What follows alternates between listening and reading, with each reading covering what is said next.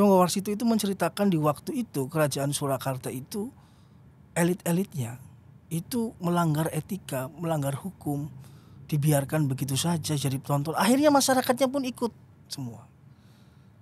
Tapi yang kita kritisi adalah sebetulnya papan caturnya nih.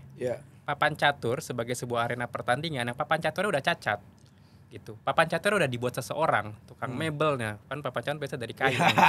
Bagi kita sudah jelas ya, kita ini Gemen ini kan lahir dari pemikiran yang perlawanan terhadap sistem yang mapan. Kita melihat banyak sekali hal-hal yang dilanggar dalam proses demokratisasi kita saat ini. Tapi di satu sisi konteksnya dalam kondisi pemilu. Jadi ketika kita melakukan narasi kontra, narasi yang mengkritisi, dianggap kita punya kecenderungan terhadap paslon tertentu. Apalagi ditambah paslon 1, paslon 3 aktivis. Keempatnya aktivis.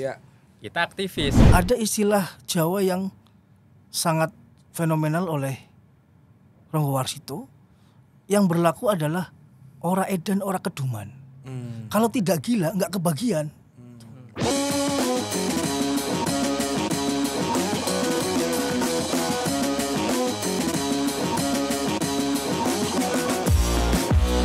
Jumpa lagi di Keadilan TV, di podcast Keadilan TV bersama saya Jerry dan Bung Arif. Siapa nih Bung?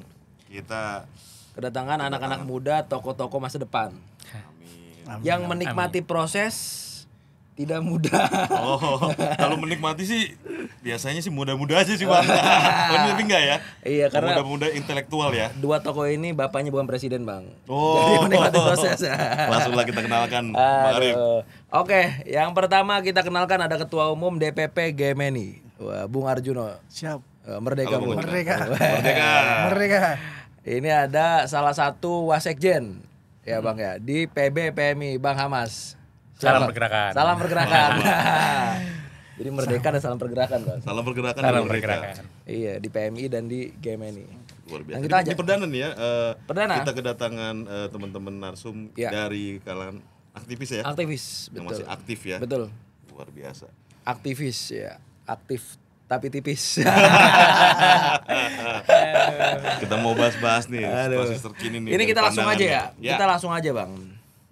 Ratusan guru besar menangis menjerit bicara soal demokrasi. Nah, tapi nggak ada mahasiswa. Pada kemana mahasiswa?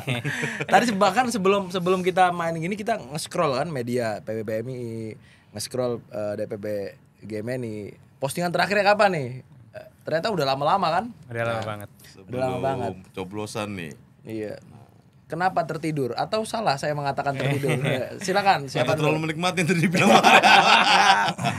Ayo silakan. Ya, boleh Bang Arjuna, silakan. Bang.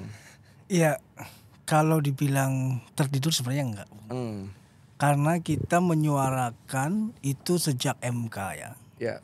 Sejak MK kita menyuarakan, bahkan kita dengan tegas mengkritisi keputusan MK itu, yang menurut kita ya kita sudah jelas lah itu untuk siapa. Artinya memang keputusan MK ini dikhususkan untuk taruhlah anak presiden. Kesang, Bang, Kesang. Gibran. Oh, Gibran.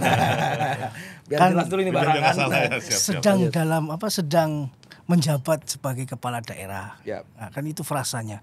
Nah, terus kemudian bergulir kita juga rajin mengkritik bagaimana demokrasi ini dijalankan. Menurut saya banyak hal-hal yang menurut kita itu etika dan nilai-nilai itu ditabrak.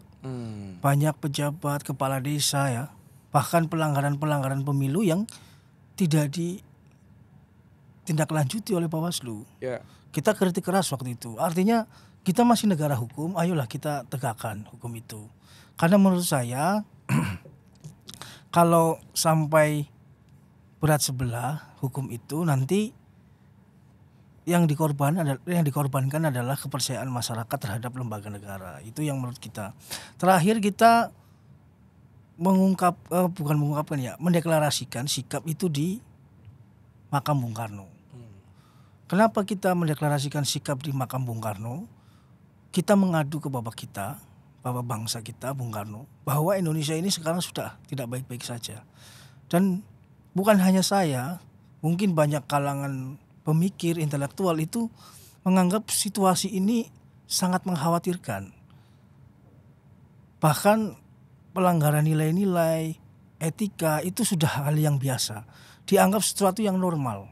Menteri deklarasi inilah itulah, kepala desa deklarasi dukungan, itu kan melanggar nilai-nilai dan etika semua. Bahkan sebenarnya aturan main. Saling sandra ya. Nah ini seperti hal yang biasa. Bahkan ya pemimpin kita yang tertinggi pun mempertontonkan itu. Misalnya di tengah hiruk pikuk pemilu makan bakso bersama. Itu kan citra diri yang ditampilkan ke publik. Oh bahwa saya ini mendukung ini loh. Ini kan saya yang kita takutkan waktu itu, keruntuhan nilai-nilai ini kemudian akhirnya masyarakat kehilangan panutan, kehilangan suri toladan. Siapa yang harus dijadikan contoh? Kalau pemimpin tertingginya itu tidak bisa dijadikan contoh, ini kan berbahaya. Nah ini saya pernah menulis hal ini seperti ungkapan dari Ronggo Warsito di era zaman Edan atau kala tidak. Ronggo Warsito itu menceritakan di waktu itu kerajaan Surakarta itu elit-elitnya itu melanggar etika, melanggar hukum, dibiarkan begitu saja jadi penonton. Akhirnya masyarakatnya pun ikut semua. Ada istilah Jawa yang sangat fenomenal oleh Ronggo Warsito, yang berlaku adalah ora edan ora keduman. Kalau tidak gila nggak kebagian. Ora edan, ora keduman. Ini kan berbahaya kalau konsep itu sudah dipakai. Kalau saya tidak ikut-ikutan dukung, nanti saya tidak kebagian. Padahal dengan posisi jabatan, kewenangannya yang dibatasi oleh undang-undang tidak boleh harusnya. Harusnya kan fair, cuti lah apalah. Nah itu kan tidak dilakukan. Oke, gimana kalau Bang Hamas sendiri gimana Bang? Iya, sebenarnya tadi disampaikan Bang Juno juga ya, kalau ini mungkin saja jadi kegelisahan banyak orang gitu. Mungkin saja, tapi kalau dilihat secara singkat gitu, kita ngomongin hasil pemilu kemarin, sepertinya ini tidak jadi kegelisahan banyak orang, hanya segelintir orang, ya termasuk kita. Dan saya rasa kegelisahan itu kan sebetulnya harus muncul dari refleksi yang dalam, bagaimana melihat situasi sosial politik yang berkembang di masyarakat secara menyeluruh gitu. Jadi nggak bisa tuh kita melihat konteks demokrasi hanya simpul-simpulnya saja. Misalnya sekarang dianggap pemilu damai, demokrasi berjalan dengan baik karena ada pemenangnya, ada yang kalah, semua orang nyoblos, aktif, berpartisipasi gitu. Tapi nggak bisa dilihatnya seperti itu. Tadi juga disampaikan oleh Arief, sepertinya apa yang sudah dilakukan oleh berbagai perguruan tinggi kampus menyikapi sikap demokrasi ternyata tidak ada gulingannya, tidak ada lanjutannya di level selain perguruan tinggi, salah satunya di gerakan mahasiswa. Saya melihat ini sebetulnya konsekuensi atau hasil dari hampir 20 tahun ya, lebih dari 20 tahun kita reformasi dengan demokrasi yang seolah-olah. Kenapa saya menyebut demokrasi yang seolah-olah? Karena hampir tidak ada dinding yang cukup jelas, yang cukup tebal, misalnya dalam konteks kenegaraan antara legislatif, yudikatif, eksekutif, antara koalisi dan oposisi, antara aktivis mahasiswa dengan senior-seniornya juga yang berada di level eksekutif, legislatif itu. Jadi tidak terjadi dialektika atau proses dinamika diskusi di masyarakat dalam melihat berjalannya negara itu. Jadi seolah-olah saja ini demokrasi, padahal segala sesuatunya sudah di set up sedemikian rupa, bicara soal kebijakan, bicara regulasi hukum yang bisa diotak-atik atuk gitu, termasuk MK, gampang sekali sepertinya diskemakan seperti itu. Ini yang berbahaya sebetulnya kalau kita dalami secara mendalam gitu. Cuman memang nggak banyak orang bisa merefleksikan ini gitu. Yang jadi persoalan nanti adalah bagi masyarakat kelas menengah bawah yang menjadi sasaran dari kebijakan-kebijakan yang ada. Mereka akan sulit membuat narasi-narasi tandingan ketika mereka tidak sepakat dengan kebijakan yang ada. Gitu. Di satu sisi aktivis-aktivis mahasiswanya, berbagai lembaga masyarakat didiamkan gitu atau dibuat diam karena kedekatan mereka dengan kekuasaan. Itu yang sangat dikhawatirkan. Lalu kepada siapa lagi nanti mereka akan mengadu. Siapa yang akan mengadvokasi dirinya? kita bisa melihat ini sekarang kelihatannya baik-baik saja, aman-aman saja. Kita nggak tahu nanti 1 tahun 2 tahun ke depan gitu orang-orang yang tadinya mendukung gitu paslon pemenang gitu, apakah mereka akan cukup clear, akan cukup jernih untuk menyuarakan suara-suara masyarakat ini gitu. Karena kedekatan mereka, terus juga politik transaksinya juga sangat melekat, termasuk politik intimidasinya juga sangat kuat di pemilu kali ini gitu. Itu yang sebenarnya sangat khawatir gitu, yang dikhawatirkan Juno, dikhawatirkan saya juga. Kalau kita tidak mencoba melakukan refleksi ini kepada halayak yang lebih luas gitu, ini sangat berbahaya. Kita sendiri akan kerepotan gitu. Kekuatan kita sebanyak apapun, sebesar apa sih untuk melawan lingkaran oligarki yang semakin luas, semakin membesar, antara politisi, antara penguasa, antara pebisnis gitu. Dan kita hanyalah masyarakat sipil. Ini sangat berbahaya gitu. Lagi-lagi pada akhirnya nanti akan menjadi pemenang adalah segelintir orang. Hal ini bisa dilihat kok secara jernih. Misalnya kita ngomongin rasio Gini, ketimpangan yang tidak ada perubahan signifikan selama 10 tahun, 20 tahun terakhir. Begitu-begitu aja. Yang kaya ya makin kaya, yang miskin ya makin miskin. Ini supaya clear Bang. Supaya clear dalam arti gini. Bang Jer, ya, mungkin banyak juga akhirnya ketika netizen nanti akan menonton tayangan ini akan komplain atau komen gitu bahwa ya Bang Juno ini kan Mas Ganjar kan alumni GMNI, wajar lah kalau Mas Juno akhirnya komplain. Begitupun misalkan Pak Muhaimin, Caimin, itu kan alumni PMI gitu. Apakah suara-suara ini karena memang ada senior di sana, Bang? Supaya clear dulu. Oke, kalau dari saya ya, pertama kalau dari PMI sendiri sejak awal tegas soal independensinya dia. Pertama dibicara soal politik praktis, dan sampai saat ini memang belum tidak ada statement dari PMI secara kelembagaan dalam mendukung paslon tertentu, termasuk Caimin meskipun beliau sebagai Ketua Majelis Pembina Nasional di PB PMII. Yang paling jadi sorotan adalah di satu sisi Caimin memang sebagai kader gitu, sebagai suri tauladan, sebagai teladan prototipe kader PMI yang sekarang di level politik mungkin termasuk yang paling tinggi levelnya, sebagai ketua umum partai dan sebagai cawapres.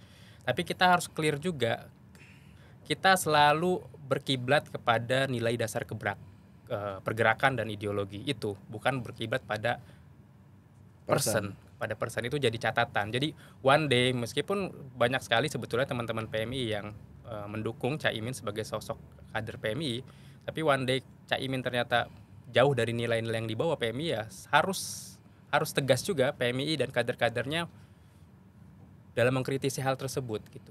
Makanya itu jadi catatan gitu. Ya. Kalau GMNI sendiri gimana? Ya, sebenarnya kritik kita terhadap MK ya, putusan MK 90 itu jauh-jauh hari sebelum ada pendaftaran capres. Jadi belum ada tuh pendaftaran capres-capresan. Dan itu kita sudah kritik. Karena bagi kita ada problem yang lebih krusial, yaitu independensi lembaga peradilan di Indonesia. Yang ini melanggar konsep trias politika. Kan di putusan MK sendiri sudah jelas ada intervensi dari luar. Iya, meskipun tidak disebutkan ya. Yes. Tapi kan logika kan nggak mungkin lah yang intervensi lembaga di bawahnya kan. Iya. Berarti logikanya kemana, Bang? Ya. Yang intervensi itu menurut Abang dan teman-teman. Lembaga tertingginya lah. Yang punya power lebih tinggi dari MK. Itu kan logika sederhana. Nah ini kan mencederai. Apalagi ada konflik kepentingan jelas di keputusan MK. Ya kita kan sebagai warga negara, masyarakat sipil, tentu harus bersuara. Problem masalah Mas Ganjar adalah GMNI, yaitu kita sudah menyatakan di organisasi ini adalah urusan pribadi. Kalau mau mendukung, itu urusan pribadi. Kita sendiri di organisasi tidak pernah statement resmi secara formal dengan keputusan organisasi, nggak ada. Tapi kalau ada teman-teman punya pilihan, bahkan kita pun sangat menyatakan bahkan kita kan ini kan aktivis. Ya. Kalau bagi saya pakem-pakemnya jelas aktivis ini. Kita saya sendiri sebagai pribadi seringkali ngomong kepada kader-kader. Kita ini aktivis, ya kan? Pakem-pakemnya adalah demokrasi, kebebasan sipil, keadilan, ya kan, keadilan sosial dan sebagainya. Dari capres-capres ini silakan kalian pilih, tapi tolong lihat track record. Itu penting dalam pilihan. Jangan sampai seperti, mohon maaf nih, hanya melihat gimmick politik. Itu kan juga kita harus, itu tugas kita lah sebagai organisasi gerakan, mencerdaskan kehidupan bangsa kan bagian dari tugas kita. Bahwa ada problem masa lalu yang apalagi kaitannya dengan aktivis gitu loh.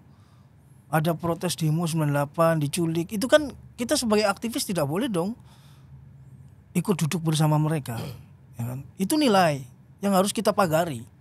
Bukan soal dukung mendukung, itu nilai yang harus kita pagari. Kalau nilai itu runtuh, udah selesai lah, kita nggak usah ngomong demokrasi, nggak usah ngomong teriak-teriak di jalan, itu keadilan sosial. Problemnya kan hari ini yang nggak edan itu kan nggak kebagian, Bung. Nah itu masalahnya.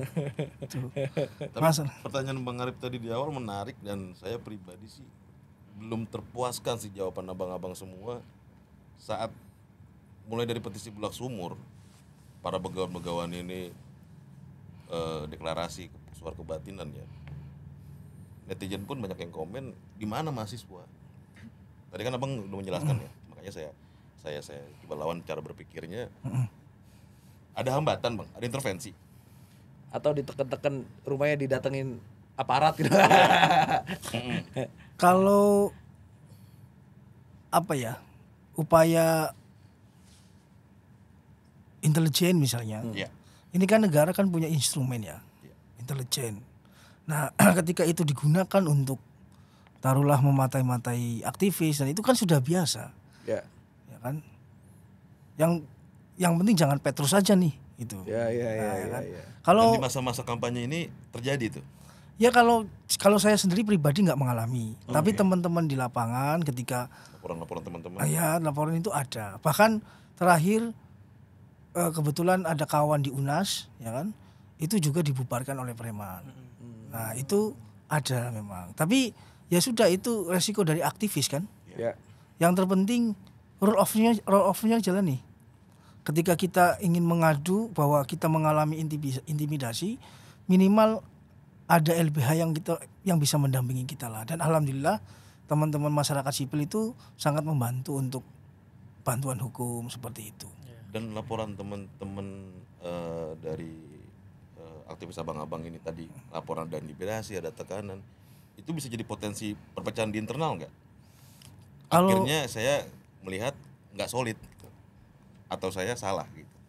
Kalau nggak solid nggak ya, karena sebenarnya kalau menurut saya harusnya aktivis ini sudah mengerti bahwa tugas kita sebagai aktivis harus duduk untuk membela kepentingan rakyat, kepentingan demokrasi. Pakem itu nggak boleh ditabrak. Kalau sudah ditabrak itu kita nggak bisa disebut dia aktivis, ya kan?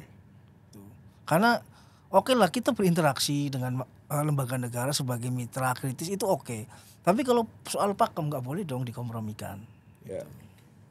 Iya, gimana Bang Mas? Iya, kalau saya melihatnya ada dua hal ya, menjawab kenapa sih banyak sekali gerakan mahasiswa yang akhirnya memilih untuk diam, tidak bersikap menyikapi situasi demokrasi saat ini.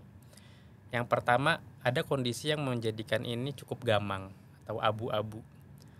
Karena di satu sisi kita melihat banyak sekali hal-hal yang dilanggar dalam proses demokratisasi kita saat ini. Tapi di satu sisi konteksnya dalam kondisi pemilu. Jadi ketika kita melakukan narasi kontra, narasi yang mengkritisi, dianggap kita punya kecenderungan terhadap paslon tertentu. Apalagi ditambah paslon 1, paslon 3 aktivis. Keempatnya aktivis. Kita aktivis gitu. Nggak bisa lepas dari framing jadi, itu ya. Iya, kita selalu dianggap ada konflik of interest kan gitu. Ya apa namanya? Mereka dianggap senior-senior kita dan sebagainya. Bela senior lah gitu dianggap bela senior sebagainya. Padahal tadi yang perlu dicatat adalah kita tidak sedang mengkritisi paslon tertentu kok sebetulnya. Tapi yang kita kritisi adalah sebetulnya papan caturnya nih. Papan catur sebagai sebuah arena pertandingan, yang papan caturnya udah cacat. Gitu. Papan caturnya udah dibuat seseorang, tukang mebelnya. Kan papan catur biasa dari kayu nih. Gitu. Tukang mebelnya nih udah nge-set up sedemikian rupa dalam banyak hal gitu. Jadi udah tahu nih pion akan kemana, kuda akan kemana. Ini yang sangat bahaya gitu. Jadi bahkan udah yang tadinya cuma pion ini tiba-tiba diposisikan seperti ratu gitu. Iya, atau kuda yang tadi bisa L sekarang bisa kemana aja Nah, gitu kan. itu Iya, yang iya, iya. sebetulnya Modif ya.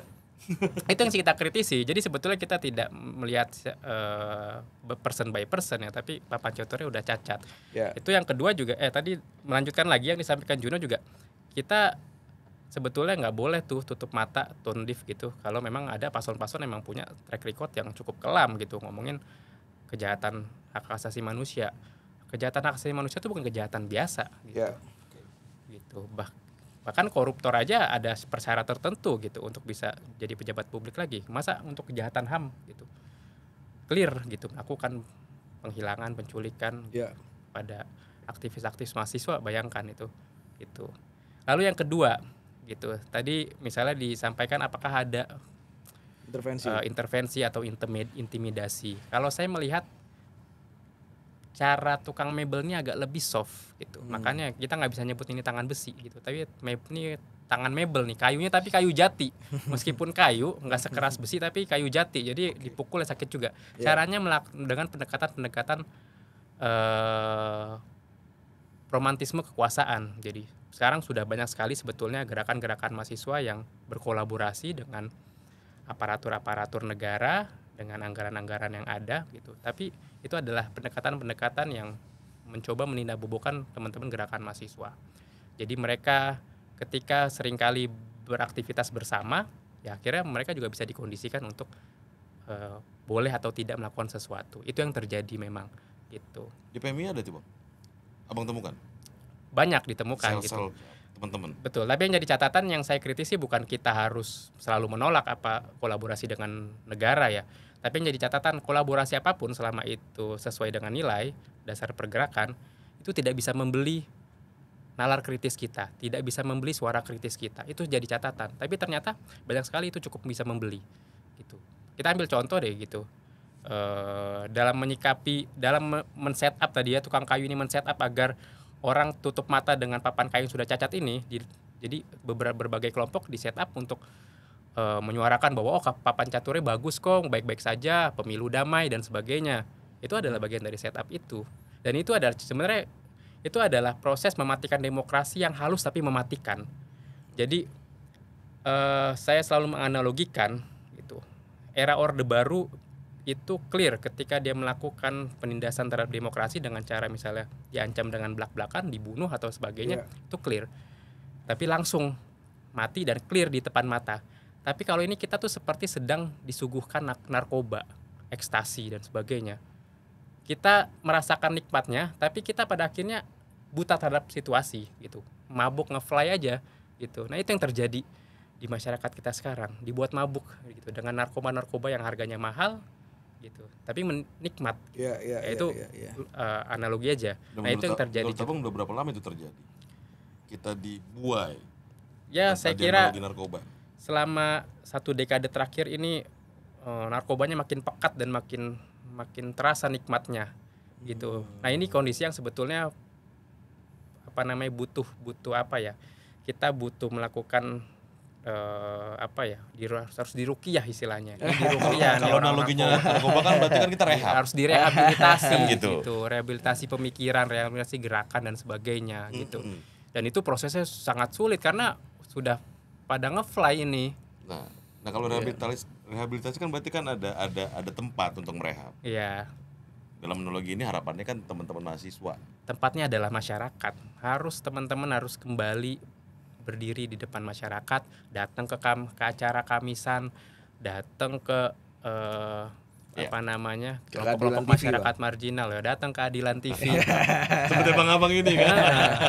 Gitu. Enggak, sebenarnya ada yang menggelitik ya dari dua paparan tadi. Ada yang tadi kalau nggak edan akhirnya nggak kebagian, terus tadi juga melakukan paparan sebagainya. Ada satu hal yang barangkali ini bisa jadi pertanyaan. Aktivis ini kan kreatif bang, kere tapi aktif bang. Iya kan, ini kan aktivis bos. Iya kan. Kalau misalkan gerakan apapun mungkin dari dulu kan dari atas juga akhirnya mensupport ya ketika ada satu kejadian sebagainya.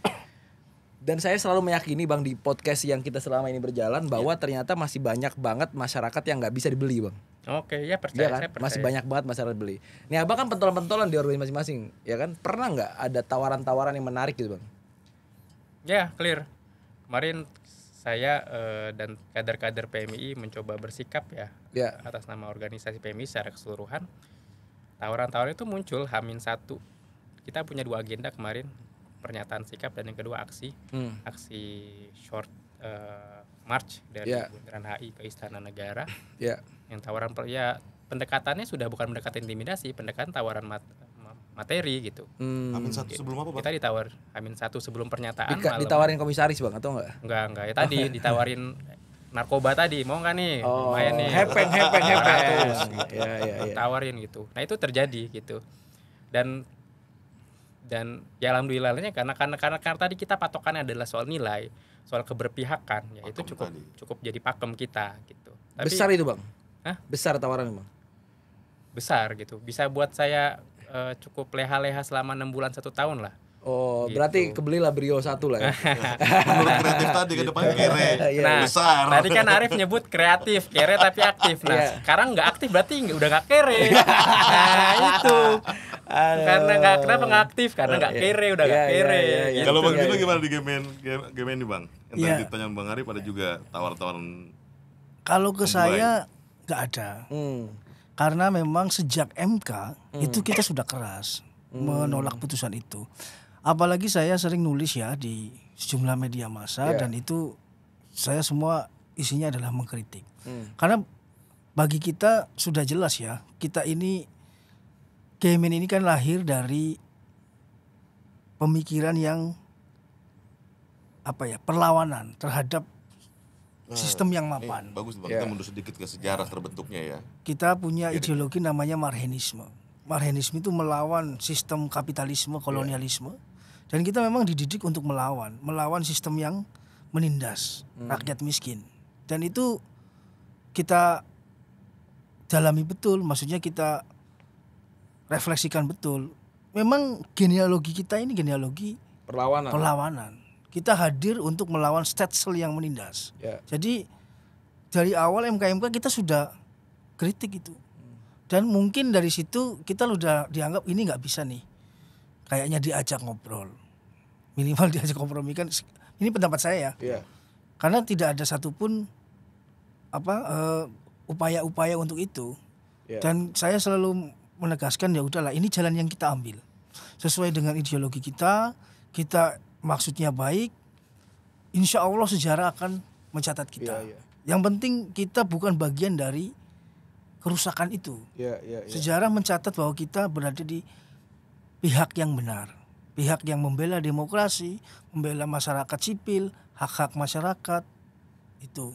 Tapi perlawanan Abang khususnya di GMNI ya, perlawanan sistem kapital tadi yang udah Abang paparkan, sampai saat ini sama teman-teman udah cukup maksimal atau masih jauh dari agenda, Bang? Atau kedepannya ada mau demo mungkin sebagai bentuk perlawanan lagi?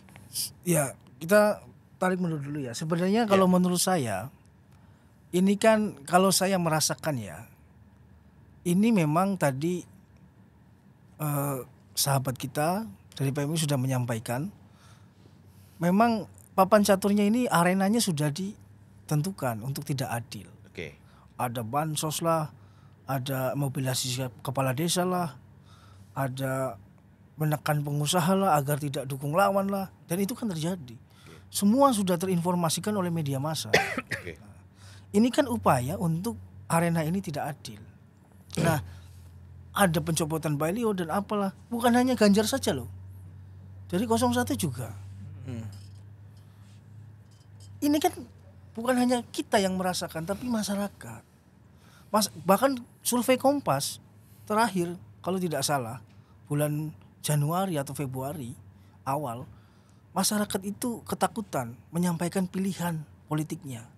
Karena takut kena bullying, kena kekerasan dari orang yang berbeda pilihan. Wah, ini kan situasinya otoriter ini.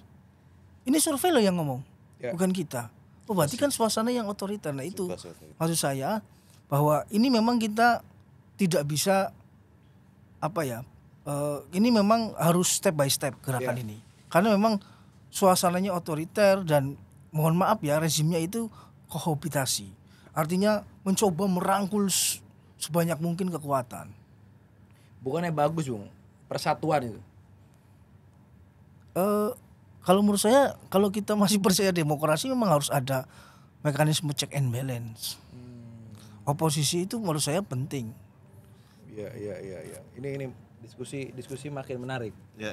Nah, pasca ini kan akhirnya banyak banget ya yang di media lah katakan. Tadi sempat di belakang kita nyinggung soal pangan yang udah naik. Ya kan beras itu kan naik terus tuh. Bahkan pesan beberapa saran udah nggak usah makanan yang premium, udah bulog-bulog aja gitu. Itu gimana pandangan Bung Harjuno? Ya kalau menurut saya kita harus cek dulu ya. Ini masalahnya apa? Beras ini berkurang. Oke, satu ada El Nino betul. Ya. Ya kan. Kedua, kemarin kenapa impor tidak didistribusikan ke pasar tradisional? Ya. Kenapa didistribusikan untuk bansos? Mohon maaf ya, bansos ini datanya yang saya tahu bukan DTKS. Ya.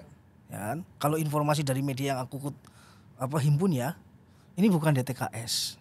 Terus datanya dari mana? TKN kali. Nah itu kita nggak tahu. Ya kita nggak tahu kan. Ini datanya dari TKS, mana? tapi dari Ini TKN bener mungkin. nggak orang miskin yang membutuhkan? Ya. Oh, jumlahnya meningkat terus. Apalagi jumlahnya meningkat. Ya. Kan bahaya. Udah impor beras pakai uang negara, didistribusikan dengan data yang tidak valid. Maksudnya apa? Bukan orang miskin jangan-jangan. Ya, bahkan data Mensos juga nggak dipakai kalau nggak salah ya. Nah itu DTKS kan? Iya. Dan di momen yang sangat krusial, di momen orang sedang menentukan memilih siapa. Iya. Gitu. Ya orang bodoh juga tahu lah, itu akan mempengaruhi psikologis. Papa Catur tadi ya? Iya. Balik lagi ya. Nah terus Bang Amas gimana dari teman-teman? Jadi ada satu pernyataan yang menarik kalau bahwasanya penguasa itu adalah cerminan masyarakatnya. Iya. Jadi penguasa yang terjadi hari ini adalah juga cerminan dari masyarakatnya. Tapi kalau penguasa yang bijak, yang cerdas, ketika dia tahu kondisi masyarakatnya seperti ini, yang gampang sekali dikonstruksikan melalui pendekatan-pendekatan yang sesaat tadi lewat bansos dan sebagainya, dia akan tidak melakukan pendekatan itu karena dia ingin masyarakat juga cerdas dalam proses demokrasi.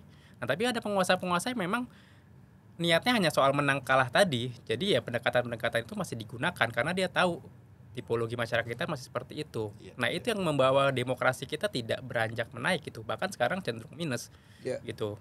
Nah, itu sih kondisinya dan saya coba melihat tadi kalau Bang Juno coba flashback ke belakang, saya coba melihat ke depan ya. Coba dalam konteks demokrasi nanti ini akan semakin parah kondisinya karena munculnya antras dari masyarakat gitu.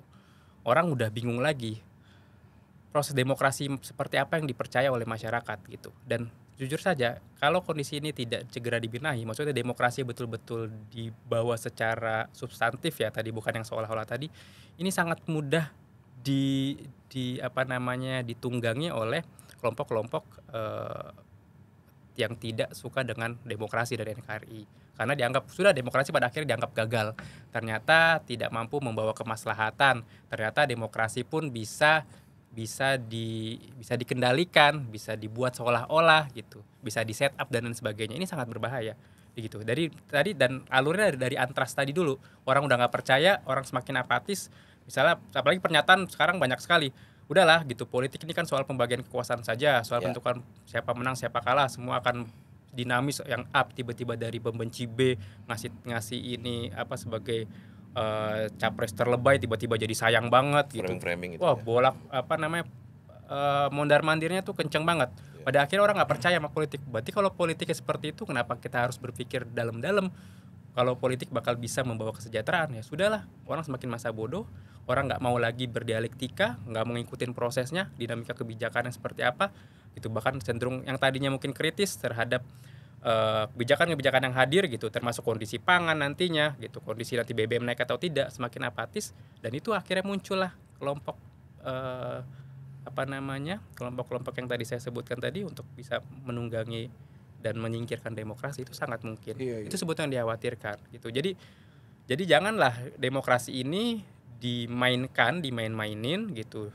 politik ini tidak menuju politik kebangsaan, hanya politik soal menang kalah gitu. Tapi nanti dampaknya itu sangat menghancurkan sebetulnya. Kelihatannya sekilas gampang, mereka dapat kekuasaan, bagi-bagi jabatan, bagi-bagi lahan, bagi-bagi program strategis nasional, tapi mereka nggak tahu nanti dampak-dampak sosial. Tapi dalam konteks pilpres hari ini kan mungkin banyak juga orang yang melihat bahwa pilpres hari ini relatif lebih adem, lebih ayem, lebih riang gembira kalau akhirnya dibandingkan dengan 2019, 2014 gitu Bang ya. Terlepas ada MK dan sebagainya gitu Bang. Nggak ada lagi gesekan bicara soal ras ya kan, atau cebong kampret, udah nggak ada gitu loh. Ya hari ini banyak juga orang yang melihat bahwa Pak Jokowi ini adalah orang yang berhasil. Gimana memandang itu? Dalam konteks itu saya cukup sepakat, ada hal yang berbeda memang di 2019, 2014 soal politik identitas itu yang tidak sepakat sebelumnya gitu. Cuma yang perlu itu ada beberapa faktor. Yang pertama ya karena ini faktornya juga bukan dua calon yang polarisasinya memang clear ya 50-50 lah. Kalau sekarang kan cukup terbagi peta pendukung dan sebagainya. Tapi kalau dibilang kalau sebetulnya di bawah adalah damai-damai saja, anteng-anteng saja, itu sebetulnya tidak benar juga, karena antengnya itu dikondisikan dengan level top down tadi gitu. Jadi ya tadi bayangkan tiba-tiba lagi ada yang rame nih, kita mengkritik secara substantif, tiba-tiba ada rektor yang dideketin gitu, tolong dong bikin pernyataan gitu yang adem-adem, jelaskan kinerjanya, ada ya begitu kinerja presiden dengan baik gitu ada, dan itu muncul. Nah itu kan itu sebenarnya pembodohan gitu. Jadi sebenarnya suara-suara masyarakat gitu itu sebenarnya biarkan saja gitu. Orang mereka ngomongin hal yang jadi kegelisahan kok gitu, dan masih belum level anarkis kan gitu.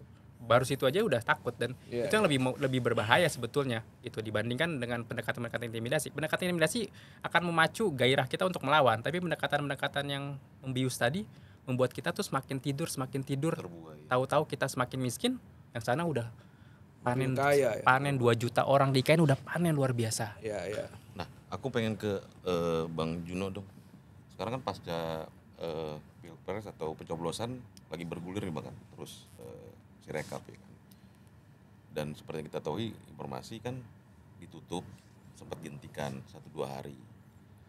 Nah, bagaimana pandangan Abang dan teman-teman soal bergulir di informasi luar sana, kecurigaan ada potensi kecurangan, dan sorotan Abang sama teman-teman tuh soal KPU dan Bawaslu sampai detik ini seperti apa sih Bang? Diskusi di teman-teman gitu. Ya, sebenarnya pemikiran masyarakat tentang kecurangan itu akan sulit dihambat atau dibendung. Bermula dari MK. Terus kemudian bergulir ada bansos.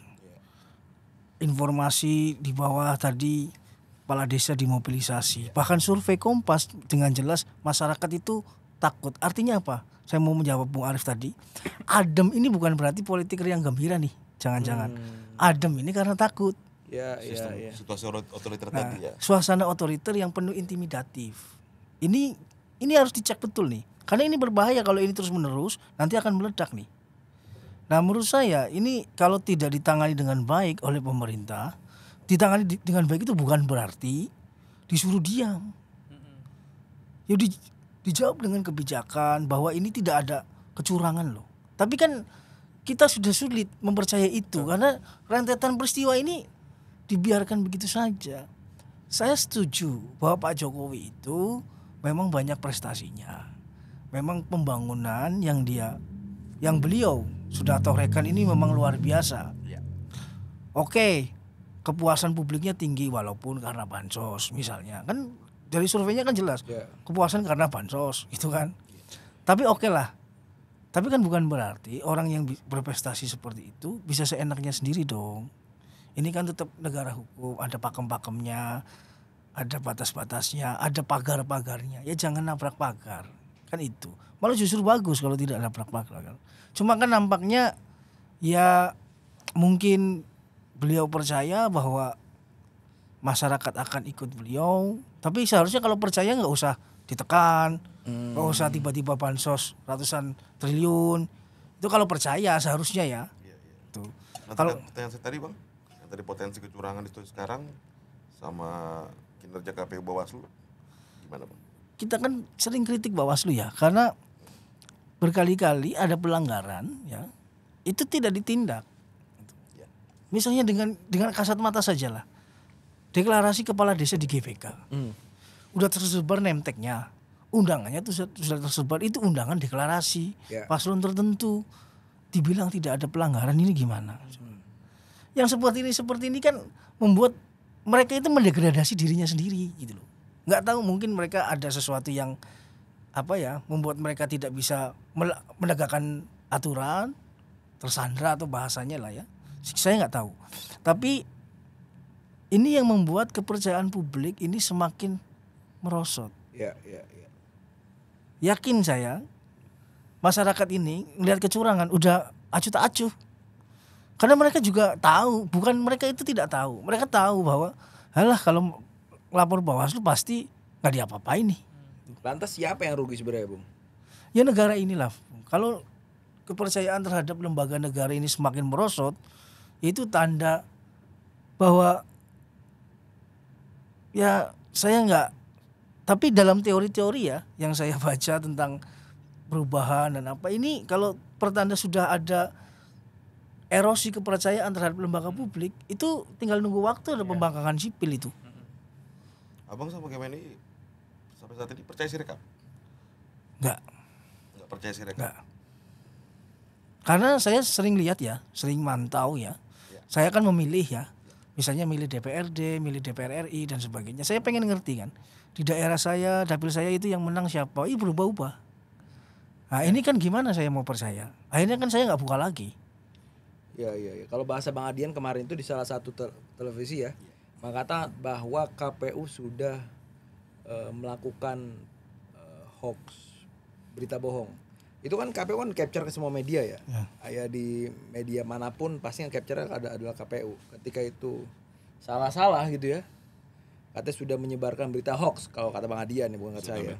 Ambil kesimpulan ya negara membagikan berita hoax. Iya. Dan anehnya yang dimenangkan kan hanya salah satu paslon karena 2 paslon nggak bisa Bang. Iya.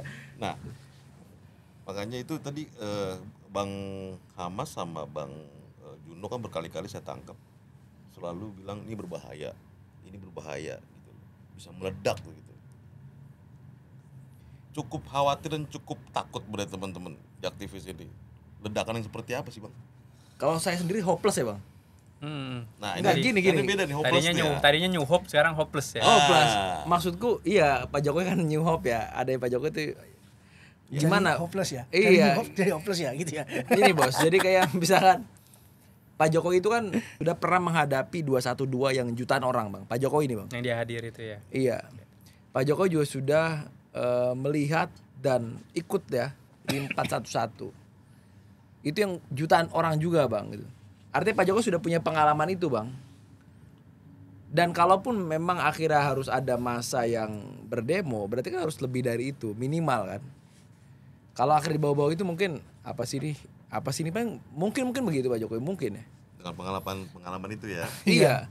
Ya berarti kalau seperti itu, analogi saya kan sederhana. Siap. Pak Harto ada ngelari, Mei, sebelumnya banyak, toh jatuh juga gitu loh. Artinya banyak pengalaman itu tidak lantas. Gini menurut saya Bang, sistem semakin besar, dia membutuhkan energi semakin besar. Ya. Ini kan koalisinya besar nih, mencoba mengakomodasi semua unsur. Ya. Ini semakin besar nih sistemnya nih. Kayak Pak Harto kan dulu sangat hegemonik ya, sangat besar ya. Itu kan dia butuh energi yang sangat besar untuk menjalankan itu. Begitu juga maintenance-nya harus besar. Itu susah loh. Merawat itu ya. Itu susah loh. Ya, Gak gampang. Iya. Pak Harto aja kurang konsolidatif apa kekuasaannya. Iya. Semua lembaga dari desa sampai ke pusat dia kooptasi full. Nggak ada oposisi. Oposisi kecil-kecil aja tuh. Iya. Misalnya mahasiswa, PDI Promek, NU Gus Dur, itu kan kecil-kecil. Iya. Itu Dengan kecil mau Abang sekali. sampaikan ujung-ujungnya jatuh juga nanti. Yes, iyalah. Pasti itu. Karena itu tadi maintenance-nya sangat besar, kemungkinan besar lumpuh itu sangat mungkin. Nah, dalam konteks sekarang ini, kejadian sekarang, jatuhnya itu cepat atau lama Bang? Menurut Abang? Kalau menurut saya sih Tahun 2 tahun ya? Enggak, Oktober kan kelar Pak Jokowi kan. Iya. kalau saya sih saya nggak bisa memprediksi secara pasti ya. Tapi kalau tidak ada perubahan yang signifikan untuk Menjaga demokrasi. menjaga demokrasi, merehabilitasi ini semua, ini menurut saya akan berbahaya. Mungkin tidak Pak Jokowi, mungkin setelahnya. Ini kan juga warisan ya, yang kita tahu dihasilkan dari proses yang cacat itu loh. Ini kan berbahaya sekali. Iya. Tapi Mas Effendi kan enggak begitu, Bang. Urusan etik ya urusan lain, politik ya nggak sih, Bang Mas? Iya itu. Tapi kan tadi yang seperti yang saya sebutkan gitu, itu pasti selalu akan ada konsekuensinya dan itu tidak disadari. Misalnya tadi kita membayangkan apakah ini akan memungkinkan ada proses-proses misalnya kejatuhan gitu, karena yang semena-mena tadi itu mungkin terjadi. Tapi kalau saya melihatnya itu mungkin terjadi kalau ada aktivitas-aktivitas yang terasa oleh masyarakat dan itu berbahaya kepada masyarakat. Saya ambil contoh gini, ketika tadi bikin papan catur rusak itu kan pasti melibatkan banyak orang ya untuk bisa sepakat bareng-bareng seolah-olah papan catur ini tidak rusak. Jadi banyak yang dilibatkan, gitu. Untuk melibatkan itu kan pasti ada transaksi entah dalam bentuk kebijakan, entah transaksi dalam bentuk sumber daya alam, entah transaksi dalam bentuk anggaran dan sebagainya. Nah, dalam proses transaksi itu nanti ke depannya pasca pemilu selesai, itu kan pasti akan, karena transaksi itu berkumpul hanya di segelintir orang, pasti akan mengorbankan banyak slot-slot anggaran yang seharusnya untuk masyarakat. Sangat mungkin gitu. Nah, ketika proses itu terjadi dan masyarakat baru ngerasain, jadi orang-orang yang tadi ternina bobokan, terlena, sudah merasakan api dekat dia baru panas, nah itu baru mungkin terjadi gitu. Jadi balik lagi kalau lihat saya nanti juga ke depannya tergantung gini, bagaimana si pemenang ini dengan peta, dengan papan catur yang rusak tadi dan sudah di set ini bisa juga men-setup orang-orang di sekelilingnya, kelompok-kelompok di sekeliling yang sudah punya politik transaksi tadi, politik balas budinya sudah ada. Nah itu sih sebetulnya kalau saya melihatnya. Dan yang kalau saya yang sekarang saat ini jadi catatan, sebetulnya saya melihat pemilu kali ini adalah kebocoran anggaran terbesar mungkin selama pemerintahan RI. Gitu. Kenapa saya bilang besar? Gitu. Anggarannya nggak main-main loh, lebih dari 70 triliun. Ya, bayangkan kita menghabiskan lebih dari 70 triliun untuk menghasilkan papan catur rusak dan sudah tahu siapa pemenangnya.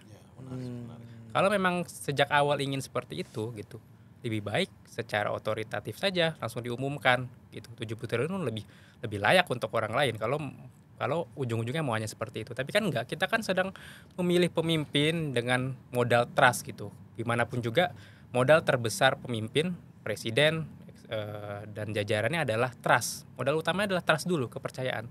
Baru bisa menjalankan program-program. Tapi mereka mengorbankan trust itu, mengorbankan uang 70 triliun hanya untuk dua sosok ini yang mau dicalonkan, menjaga ambisi kekuasaan, itu bagi saya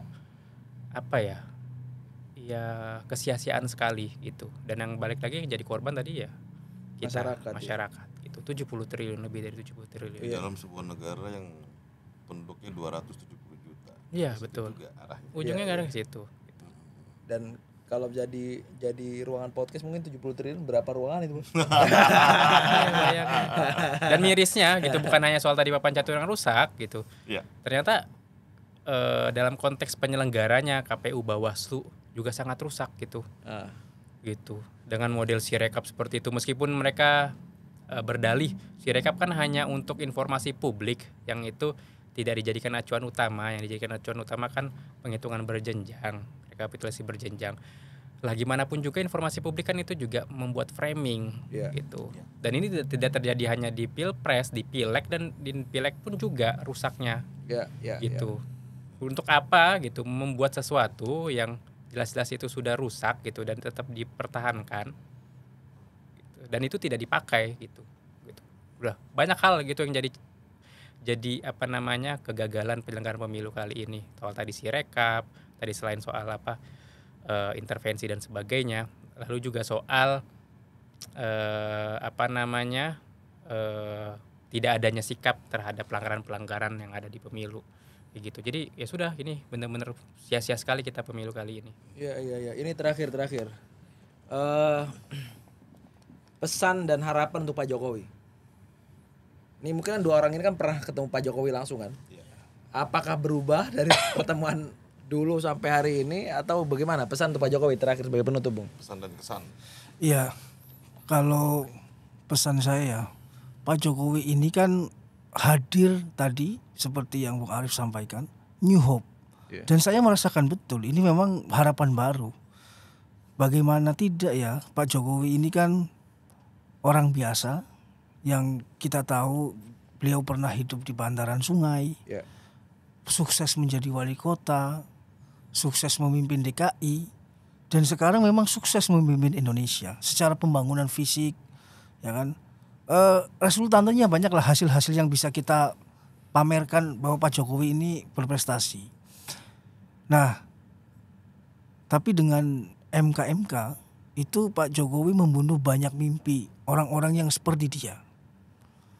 Orang biasa yang ingin berjuang dari bawah untuk menjadi seperti Pak Jokowi dulu 2014. Itu saya merasakan betul di desa-desa itu memang euforia untuk Pak Jokowi ini tinggi.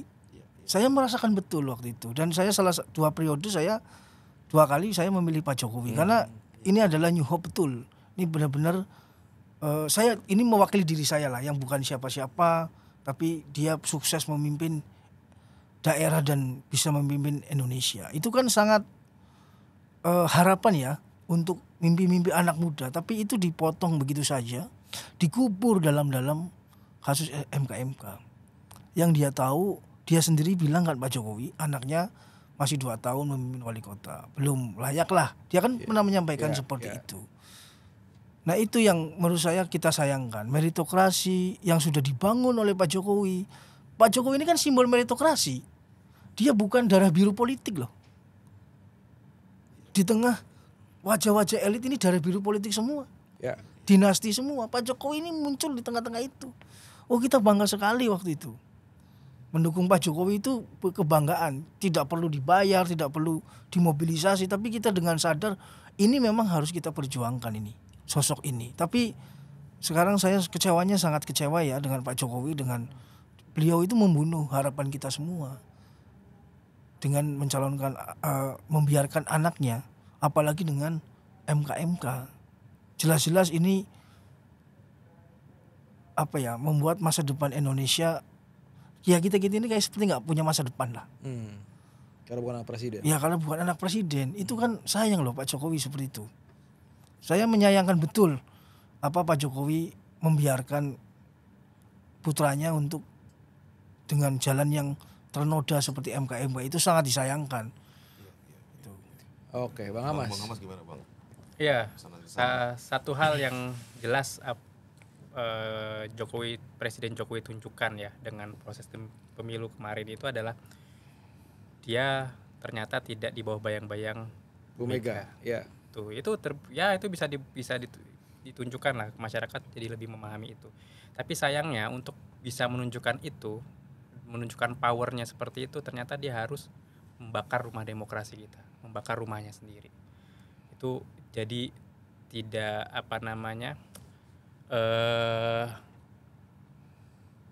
akhirnya malah membawa dampak yang luar biasa, lebih parah. Nah, di sisa waktu beberapa bulan terakhir ini, 5 bulan, 7 bulan ke depan, saya kira Presiden Jokowi masih punya waktu ya untuk setidaknya teras ini tidak turun lebih parah lagi, bahkan kalau bisa menaik meskipun sedikit, karena memang lukanya sudah dalam sekali, luka demokrasi ini gitu ya, dengan cara banyak hal gitu. Misalnya besok ini proses penggugatan MK gitu terkait kasus-kasus kecurangan yang ada pemilu, coba tunjukkan gitu ruang dialektika di situ juga dipertahankan gitu. Apalagi besok masih Anwar Usman ya. Kemungkinan ketua MK-nya. Kemungkinan itu masih ada ya. Ya itu. Nah itu hal-hal itu yang perlu dijaga. Kalau dia memang ternyata ingin memutuskan membakar secara keseluruhan, ya pasti ada konsekuensinya gitu. Dan tadi yang disampaikan Bang Juno juga, bagaimanapun juga dia representasi masyarakat sipil gitu, non darah biru, dan first time ya, pertama kali presiden yang non darah biru lahir dari yang masyarakat, meskipun itu dianggap personal branding atau tidak atau organik gitu, it's okay, tapi itu juga menjadi catatan sejarah kelam gitu, bahwa ternyata warga sipil biasa dari bawah ternyata bisa juga membakar rumah demokrasi kita. Nah ini kita nggak kayak ini terjadi, dan nanti yang membawa luka itu adalah anak cucu kita. Saya kira itu. Iya. Oke. Tapi percayalah, harapan itu akan selalu ada, tidak akan pernah mati demi demokrasi. Ya. Kalau begitu Abang-abang. Terima kasih sekadariannya di podcast ini, Bang Hamas, Bang Juno. Iya. Oke, buat teman-teman silakan ada mau kirim komentar, pendapat, masukan, Monggo. kita tampung Iya, dan semuanya. kesimpulannya ada 2, Bapak Pembangunan tuh yang pertama Soeharto, yang kedua Pak Jokowi. Oke, jumpa lagi di podcast kan nanti berikutnya. Salam persatuan. Merdeka. Merdeka.